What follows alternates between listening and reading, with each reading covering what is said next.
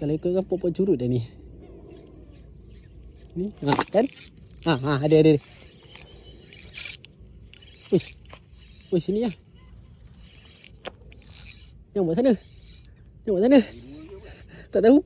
Berat dia. Lah, seekor kuat dia. 2. Seekor. Kuat betul.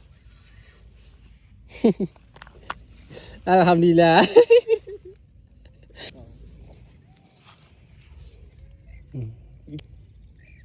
Saiz ni yang banyak. Tapi tu pun dah culas.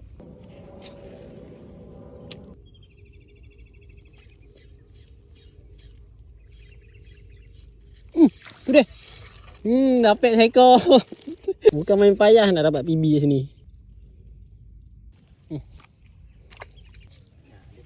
Peladung tu lagi menarik tu. Tu. Alah, hai. Bapak comel gila. Ni saiz gewang ni. Ni saiz buat di taman punya ni tak. Umpan ni. Tu. Target tau lah. Weh, ni kalau ada pam bawa balik, bela ni. Tengok kail. Tu dia. Ni yang Frazy tadi rasanya ke? Itulah. Oh, ni besar sikit.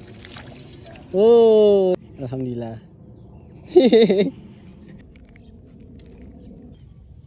Dah.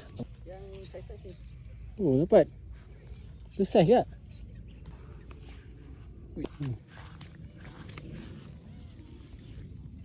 Cantik colour dia. Tu dia. Dia. Bolo saja.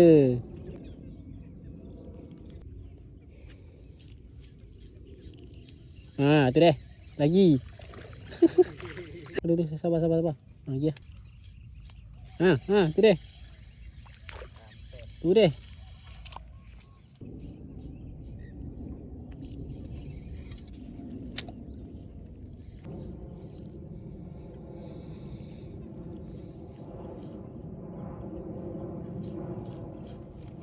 Dua sekali.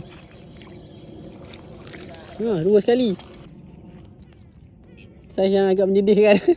Habis cerita hari ni memang semua curut je lah yang naik. Tapi next week aku nak repeat lagi pot ni guys. Sebab aku dah jumpa dah satu kawasan yang mana dia tengah membiak. So guys, jumpa korang next video. Ciao.